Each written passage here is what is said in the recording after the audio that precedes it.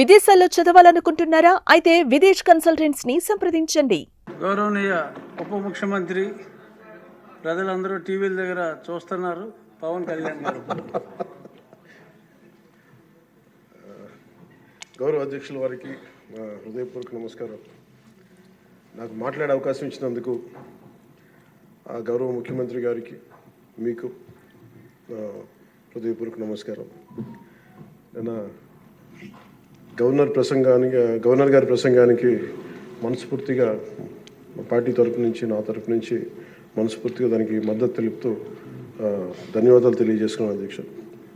ఇక్కడున్న ఎక్కువ మంది చాలా సీనియర్ నాయకులు, మోస్ట్ ఆఫ్ దెమ్. నాకు ఇలాంటి సెషన్స్ ఎలా ఉంటాయో నాకు తెలియదు. ఫస్ట్ టైం నేను అంటే గొడవ ఎలా ఉంటుంది అసెంబ్లీలో నాకు తెలియదు.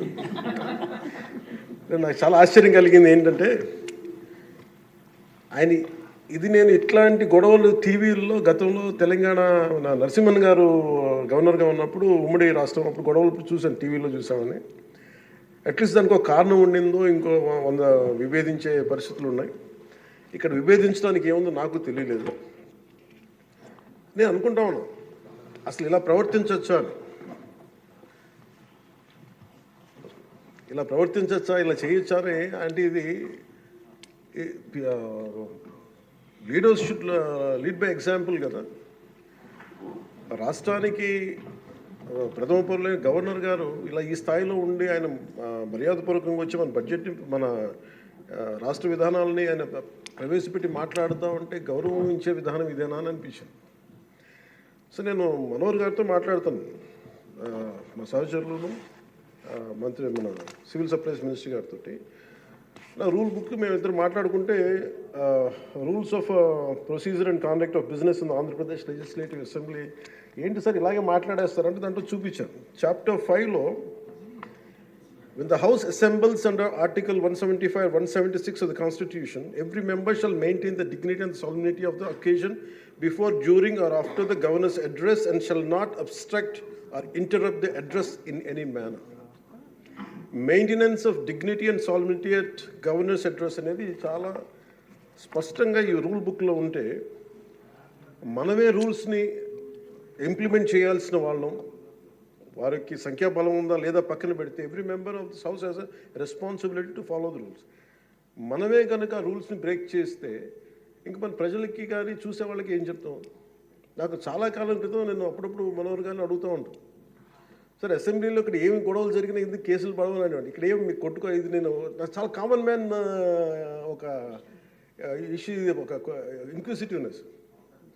అండ్ నాకు పార్లమెంట్లో గొడవ జరిగినప్పుడు ఏమి ఏంటి ఇబ్బంది పెట్టేస్తారు ఏంటంటే ఇక్కడ అవేమి ఉండవు, ఇక్కడ ఇట్స్ ఫ్రీ ఫర్ ఆల్ అన్నట్టుగా మాట్లాడితే then we have more responsibility. మన మీద రూల్స్ పెట్టలేదు అంటే ఏం కేసులు పెట్టమండి. ఇదే కనుక నిన్న వాళ్ళు చేసిన గొడవే కనుక గవర్నర్ గారి మీద ఆయన సుప్రీంకోర్టు జస్టిస్గా ఉన్నప్పుడు ధైర్యం చేయగలరా, కళ్ళల్లో చూడగలరా?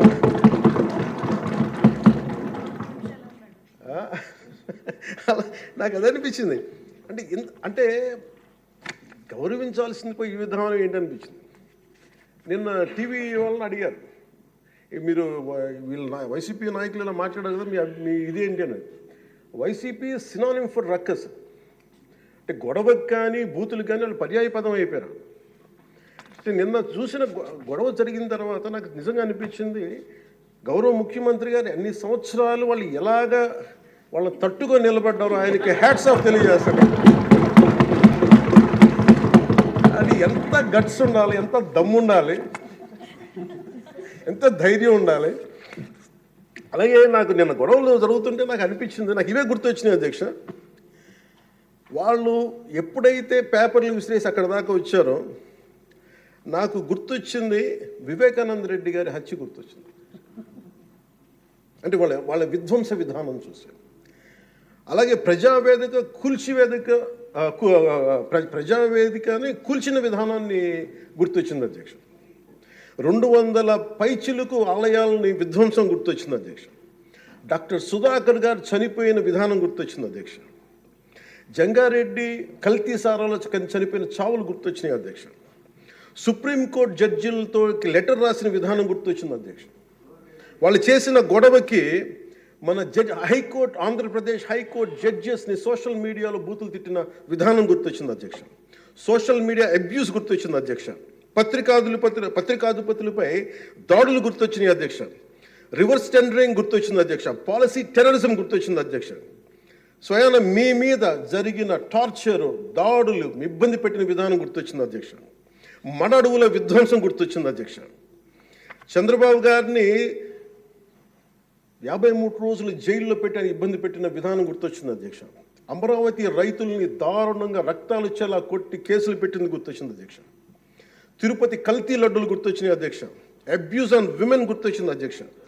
మన కళ్ళ ముందు వీళ్ళు విధ్వంసం తెలియజేస్తూ ఉన్నారు. వీళ్ళు ఈ స్థాయిలో ఇక్కడ ప్రవర్తిస్తే దానికి సంబంధించి బయట ఇట్లాంటి గొడవలు జరుగుతాయి అధ్యక్ష. ఇది మారాలి అని చెప్పి మనం మాట్లాడితే ప్రజలు మనకి ఈ రోజున ఇంత అత్యధిక బలంతో మనల్ని ఇక్కడ నుంచోబెట్టారు అధ్యక్ష, ఇక్కడ కూర్చోబెట్టారు మనందరినీ. దీనికి గౌరవ ముఖ్యమంత్రి గారు ప్రదేశాలు చెప్తూ ఉంటారు. అలాగే ఇది మినిమం గవర్నమెంట్, ఇది మన నరేంద్ర మోదీ గారు చెప్తారు, గౌరవ ప్రధానమంత్రి, minimum government and maximum governance అని. దాంట్లో భాగంగానే చాలా గ్రేట్ అడ్మినిస్ట్రేటివ్ రిఫార్మ్స్ పట్టుకొచ్చారు. ఈ రోజున వాట్సాప్ గవర్నెన్స్ కూడా ముందుకు తీసుకెళ్ళడానికి ఆయన అనుభవం. అంటే మేము ఈ ప్రభుత్వం చేస్తున్నది అధ్యక్ష, ఎక్కడా కూడా ప్రభుత్వం ప్రజలకి సామరస్యపూర్వకంగా ఉండాలి, ఎక్కువ సానుకూలంగా ఉండాలి, ఎక్కువ బాధ్యతలు పెట్టాలి, ఎక్కువ బరువు పెట్టకూడదు అనే విధంగా గౌరవ ముఖ్యమంత్రి గారి ఆధ్వర్యంలో నడుస్తూ ఉంది ప్రభుత్వం. మేమందరం ఆయనకి సహాయ సహకారాలు అందిస్తూ ఉన్నాం అధ్యక్ష. Governor his excellency Abdul Nazeer గారికి రాష్ట్ర ప్రభుత్వ అధిపతిగా గవర్నర్ హోదాలో శాసనసభను ఉద్దేశించి రాష్ట్ర అభివృద్ధి భవిష్యత్ నమూనాను దిశానిర్దేశం చేసినందుకు వారికి నా హృదయపూర్వక కృతజ్ఞతలు. అలాంటి ఉన్నతమైన వ్యక్తి ఇస్తున్న సందేశాన్ని చూసి వైసీపీ వాళ్ళు బాయ్కాట్ చేయడం చాలా దురదృష్టకరం. ఇలాంటి ఆయన చూస్తూ ఉన్నాను అధ్యక్ష. ఇట్లాంటి ఇబ్బంది పెట్టే సమయంలో కూడా ఆయన ఆరోగ్యం కూడా సరిగ్గా లేదు, జ్వరం వచ్చిన సమయంలో కూడా ఆయన ఎంత ఇబ్బంది పెడుతుంటే ఆయన చాలా సక్సెస్ఫుల్గా ఆయనకి ఇచ్చినందుకు మనస్ఫూర్తిగా వారికి నా ధన్యవాదాలు, నా కృతజ్ఞతలు తెలియజేస్తాను. చట్టసభలు, దేవాలయాలు లాంటివి రాజ్యాంగాన్ని పరిరక్షించేందుకు 5 కోట్ల ఆంధ్రప్రదేశ్ రాష్ట్ర ప్రజల భవిష్యత్తుని నిర్ణయించే వేదిక ఇది. అలాంటి సభను హుందాగా నడిపించాలని కూటమి ప్రభుత్వం అధికారులకు వచ్చిన రోజు నుంచి తరచుగా చెప్తూ గౌరవ ముఖ్యమంత్రి గారు పదే మా అందరికీ దిశానిర్దేశం చేస్తూ ఉంటారు. గతంలో కూడా మొదటి రోజు కూడా వారికి ఎట్లా రావాలి పెడితే లేదు మనకి ఇబ్బంది పెట్టొద్దు, వాళ్ళకి 11 సీట్లు వచ్చినా కానీ పాపం వారికి ఇవ్వాల్సిన గౌరవం వాళ్ళకి ఇద్దామని చెప్పి ఏ రోజు కూడా ఇబ్బంది పెట్టి గబుక్కుని ఒక మాట అంటుంటే గౌరవ సభ్యులు కొంతమంది ఇక్కడి నుంచి అలా చెయ్యొద్దు, అలా మాట్లాడకండి అని అందరినీ చాలా సున్నితంగా మందలించారు ఆయన. ఇట్లాంటి ఉన్నప్పుడు వాళ్ళు ప్రవర్తించిన విధానం చాలా బాధ అనిపించింది. సుమన్ టీవీలో మీ పర్సనల్ అండ్ బిజినెస్ ప్రమోషన్స్ కోసం కింది నెంబర్కి కాంటాక్ట్ చేయండి.